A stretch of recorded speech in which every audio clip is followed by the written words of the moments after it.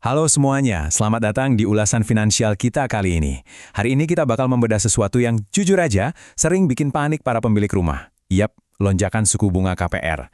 Kalau belakangan ini Anda ngerasa deg-degan tiap lihat tagihan bulanan yang tiba-tiba bengkak, Anda sama sekali nggak sendirian. Di panduan kali ini, kita bakal ubah rasa panik itu jadi strategi yang matang dan terukur. Yuk, kita mulai. Nah, ada satu pertanyaan besar yang sering banget muncul di kepala kita.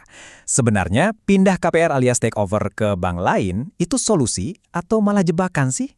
Banyak yang ragu buat pindah karena ngerasa, utang pokokku kok kayaknya belum berkurang banyak ya. Nanti pindah malah nambah pusing. Di sini kita bakal jadi semacam detektif finansial. Kita bongkar fakta-faktanya supaya tahu pasti, apakah pindah bank ini langkah jenius atau malah bikin kita masuk perangkap? Biar kita sama-sama tahu seberapa serius masalah ini, coba bayangkan angka ini, 50%. Gila kan? Ya, pas masa promo KPR Anda habis dan otomatis masuk ke masa bunga floating atau mengambang, cicilan bulanan itu bisa tiba-tiba melompat 30-50% dari cicilan awal. Kebayang nggak sih arus kas keluarga yang tadinya aman, mendadak tercekik tanpa ada aba-aba?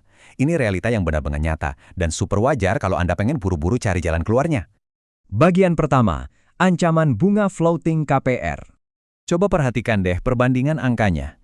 Biasanya kan kita dirayu pakai bunga promo yang manis banget, sebutlah 5% di beberapa tahun pertama. Wah, rasanya enteng. Tapi, begitu masa madu alias promonya habis, sistem bank bakal langsung menyesuaikan dengan suku bunga pasar. Angkanya bisa terbang brutal ke belasan persen, sekitar 11-13%. Lompatan yang gak ketebak inilah yang bikin dompet kita megap-megap. Masuk ke bagian kedua, misteri sistem bunga anuitas. Pernah nggak sih ngebatin, kok utang pokokku nggak turun-turun ya? Jadi gini, di awal masa KPR, terutama pas masa promo 3-5 tahun pertama, hampir seluruh uang cicilan yang Anda bayarkan itu habis cuma buat bayar bunga. Porsi buat motong utang pokoknya itu kecil banget. Ingat ya, ini murni fakta matematis dari sistem yang namanya anuitas.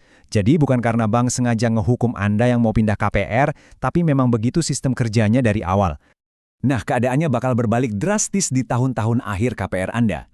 Baru deh di fase ini uang cicilan Anda benar-benar menghajar si utang pokok secara masif dan porsi bunganya mengecil. Kenapa ini penting? Karena Anda wajib tahu lagi ada di fase mana sekarang. Kalau Anda mutusin pindah bank, posisi Anda di siklus anuitas ini bakal nentuin banget seberapa untung atau ruginya langkah yang Anda ambil. Sekarang bagian ketiga, jebakan biaya tersembunyi. Jangan salah sangka. Pindah bank itu sama sekali nggak gratis. Ada deretan biaya yang harus Anda bayar ulang dari nol, yang kalau nggak hati-hati bisa bikin kantong jebol. Pertama, Anda bakal kena penalti pelunasan dipercepat dari bank lama. Biasanya sekitar 1-3% dari sisa utang. Terus di bank baru, siap-siap buka dompet buat biaya appraisal, biaya administrasi, asuransi jiwa dan kebakaran yang baru, sampai biaya notaris. Ini tuh butuh uang tunai yang lumayan gede di depan loh.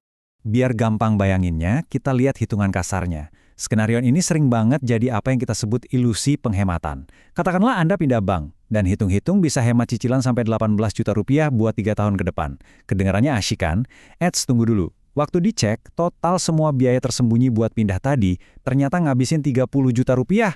Bukannya untung, Anda malah tekor alias rugi bersih 12 juta. Nah, inilah wujud asli dari jebakan takeover KPR. Lanjut ke bagian keempat, taktik negosiasi bank lama. Ini ada satu fakta menarik yang harus Anda manfaatkan. Seringkali, bank lama itu lebih milih ngasih bunga promo khusus nasabah eksis daripada kehilangan Anda sebagai nasabah. Ini senjata negosiasi yang super ampuh. Jadi sebelum Anda pusing mikirin biaya notaris di bank baru, coba deh datang ke bank Anda yang sekarang. Minta yang namanya refixing atau penyesuaian bunga. Bilang aja jujur dan tegas kalau bunga floating ini memberatkan arus kas, dan Anda udah megang brosur promo takeover dari bank sebelah. Percaya deh, bank itu paling anti kehilangan nasabah yang lancar bayar. Pakai kartu ancaman pindah Anda ini sebagai daya tawar. Dan bagian kelima, 3 langkah keputusan akhir. Oke, jadi gimana cara kita ngakalin sistem ini? Ini dia 3 langkah konkretnya. Langkah pertama, kayak yang barusan kita bahas, beranikan diri minta keringanan atau restrukturisasi bunga ke bank lama dulu. Kalau mentok dan gagal, baru kita masuk langkah kedua, berhitung dengan kejam secara matematis. Pastikan total penghematan bulanan di bank baru itu secara mutlak lebih besar dari total biaya pindahnya. Kalau hasilnya positif dan cuan, gas pindah. Dan langkah ketiga, ini yang sering banget diabaikan tapi berakibat fatal, yaitu disiplin jaga sisa durasi atau tenor pinjaman Anda. Saya harus tekanin banget poin ini karena ini bahaya tersembunyi yang paling mematikan, mengubah sisa tenor. Gini misal, Anda udah jalanin KPR 5 tahun dari total 20 tahun, berarti sisa tenor Anda kan tinggal 15 tahun. Waktu pindah bank, Anda hanya boleh ambil sisa yang 15 tahun itu.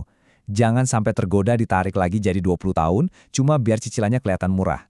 Kenapa? Karena kalau Anda lakuin itu, Anda maksa diri sendiri buat balik lagi ke fase awal siklus anuitas tadi.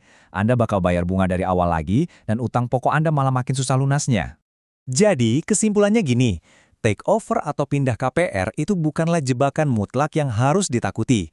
Anggap aja ini sebuah alat finansial, alat yang netral dan sangat jitu buat nyelamatin arus kas bulanan Anda dari badai bunga floating asal dipakai dengan benar. Alat ini bakal kerja maksimal kalau total uang yang berhasil Anda hemat sukses mengalahkan biaya administrasinya. Dan, pastinya, selama Anda disiplin buat ngeriset ulang panjang tenor pinjaman ke titik nol. Sebagai penutup, coba deh Anda refleksikan hal ini sekarang. Apakah Anda udah masuk masa bunga floating? Kalau iya, berapa sih sebenarnya persentase lonjakan cicilan yang lagi Anda rasain saat ini? Jangan cuma ditebak ya, ambil rekening Anda atau buka M-Banking sekarang. Hitung angkanya hari ini juga, dan dari situ tentukan langkah strategis Anda selanjutnya.